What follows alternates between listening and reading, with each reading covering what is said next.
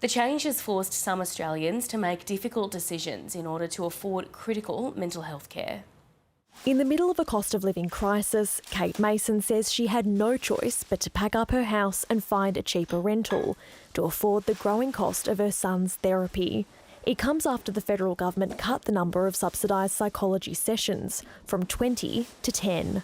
There's been so many little things that have had to change to make sure he could be treated. The added expense meant his weekly sessions had to become fortnightly, prolonging his recovery.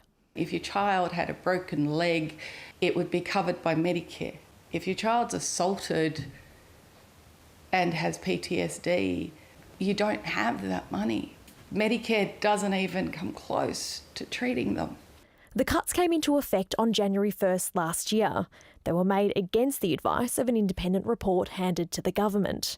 It found while the sessions disproportionately favour people on relatively high incomes in major cities, the additional 10 sessions should continue to be made available and should be targeted towards those with complex mental health needs.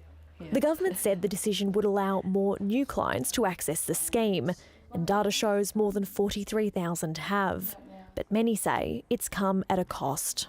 I feel like there's been a big impact on our clients. So we've seen that our clients aren't able really to have their full treatment. It impacted 240,000 Australians who are currently accessing the additional 10 sessions.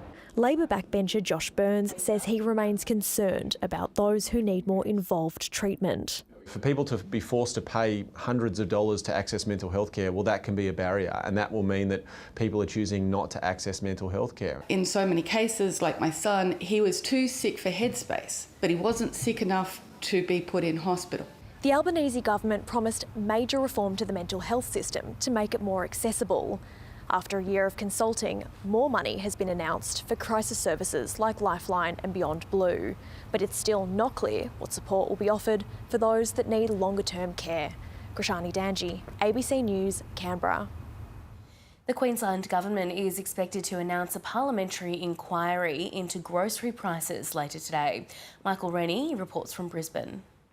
Well, it has been just a lot of farmers throughout Queensland have been talking about this for a long time, about the prices the dropping when it comes to selling their fresh fruit and vegetables and the groceries to supermarkets. So this inquiry is expected to be announced by Premier Stephen Miles later on today. It follows a meeting that he had yesterday with Coles, Woolworths and Aldi, and it's understood what was discussed at that meeting was the price that the growers are getting and what we're paying at the supermarkets in Queensland for those groceries, and it's a huge disparity according to some. So the supermarkets have agreed to participate in this probe, and they're going to be sharing information and analysis about how they actually get to some of these prices. So the goal for the Premier Stephen Miles is to work with the supermarkets, to work with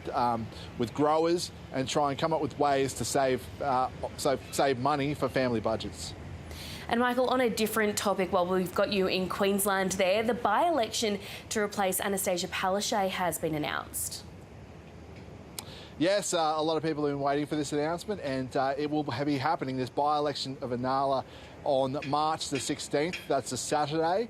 And look, the former Premier, Anastasia Palaszczuk, she stepped away from that post on the 31st of December, and so this will coincide with local government elections as well, so there'll be a cost on, there'll be some savings on administrative costs, so that's why they're doing it at that time.